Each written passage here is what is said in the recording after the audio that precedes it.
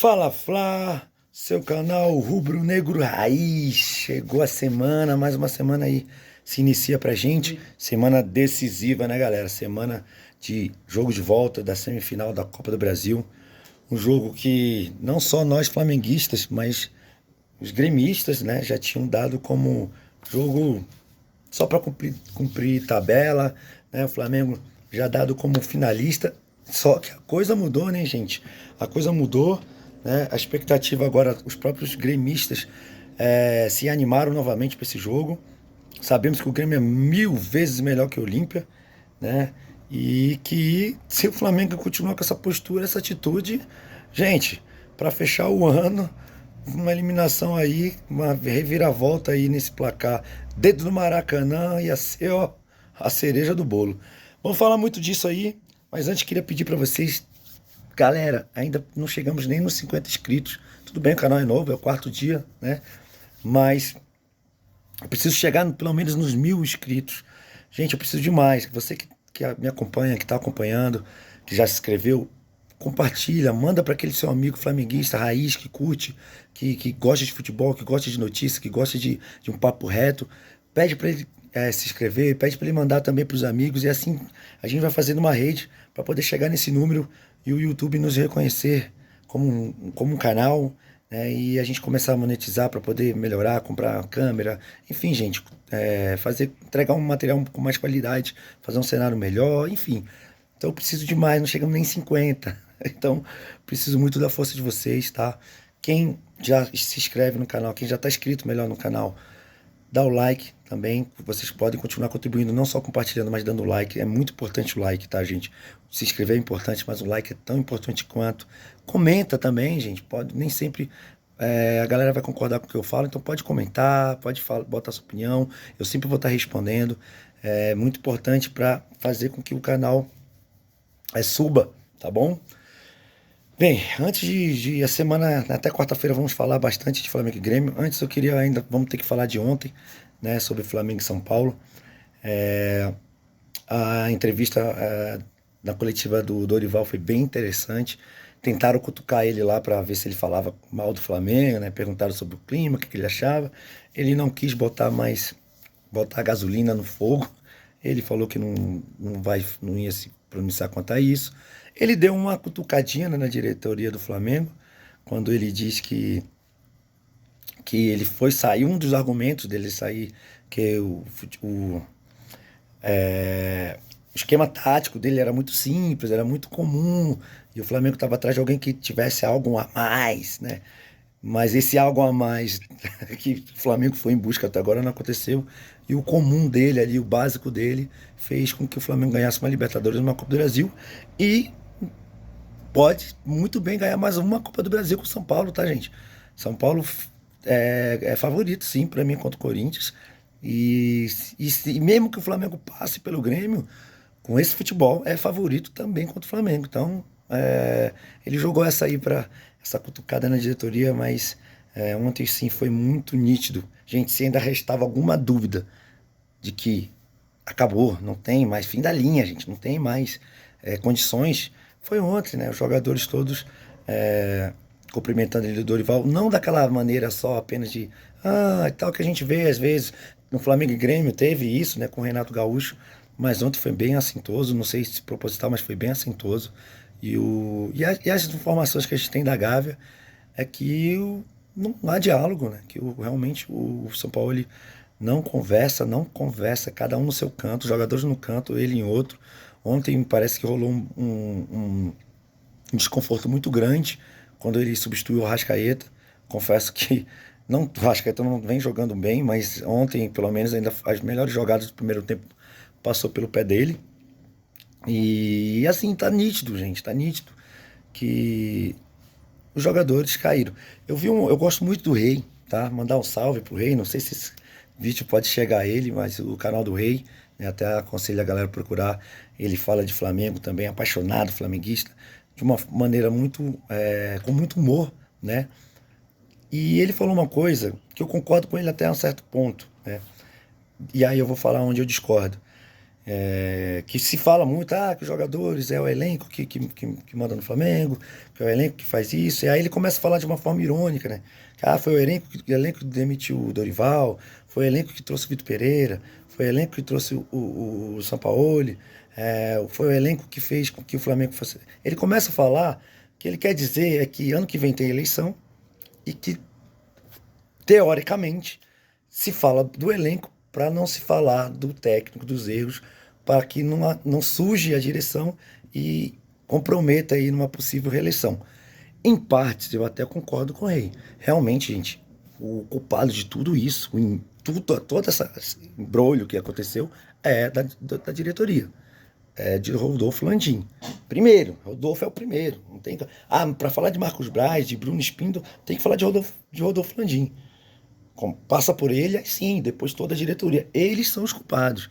Só que, Rei, é nítido. É nítido que os jogadores, que o vestiário do Flamengo derruba, sim. Como eu já falei, todo treinador que vem de fora, gente, que vem com uma metodologia diferente dos treinadores brasileiros, foram queimados. Domenech foi, Paulo Souza, Vitor Pereira, agora o Sampaoli. E digo, se Jesus voltasse hoje com esse elenco que tá. Porque na época que Jesus pegou esse elenco, o elenco não era ninguém, Gabigol não era ninguém.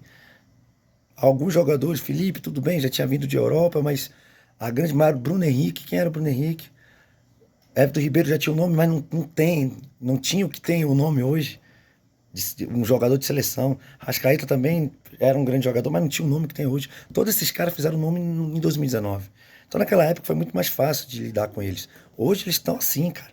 Ó, lá em cima, então é muito mais difícil. Então, todos os treinadores que vieram com uma metodologia diferenciada, europeia, ou fora do nosso país, foram queimados.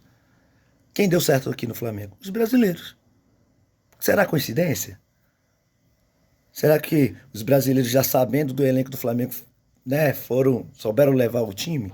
E aí, para os jogadores, foi confortável ter esses treinadores? Eu vejo muito por aí. Eu vejo muito por aí. Então, concordo que a diretoria é a maior culpada, concordo que tentam jogar isso pro time, para não botar o foco, porque ano que vem tem eleição.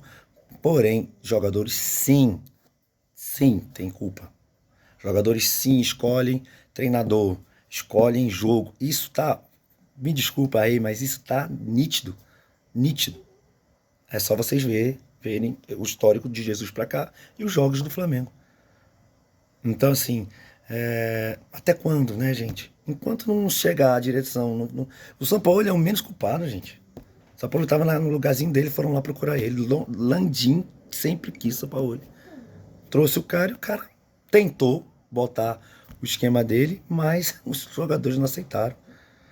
Mas tem tantos jogadores europeus e tal, que estavam acostumados a jogar lá fora. Mas é aquela história, meu amigo.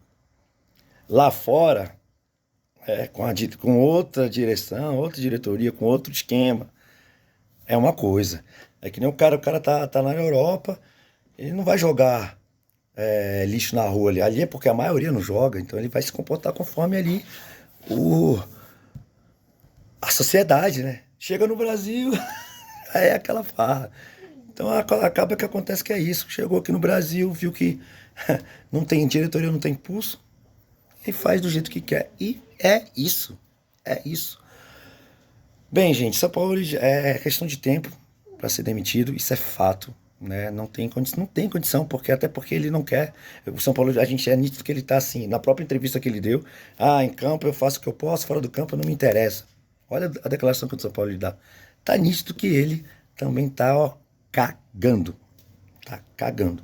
Então ele tá naquela coisa. O que pega é a multa rescisória de 30 milhões. Oh, meu Deus. 30 milhões. Mas não vai chegar uma hora que não vai ter mais como eles segurarem, né? Não tem, o São Paulo não quer, os jogadores não querem. E quem fica nesse meio, gente? Nós torcedores. Né? É impressionante como nem se incomodar os jogadores estão se incomodando.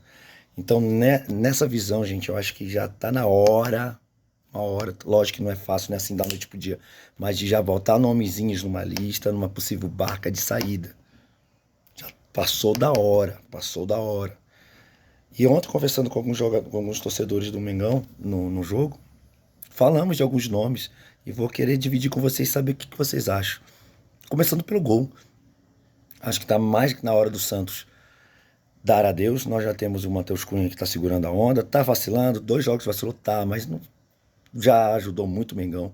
Eu acho que está na hora de botar o Rossi. Nós temos um grande goleiro, experiente, precisa de rodagem, goleiro precisa de rodagem, precisa estar jogando. Pode, eu acho que a gente pode começar a testar. A gente nem viu como é que o cara tá, né? Tá faltando, né? Então acho que o Santos pode dar adeus.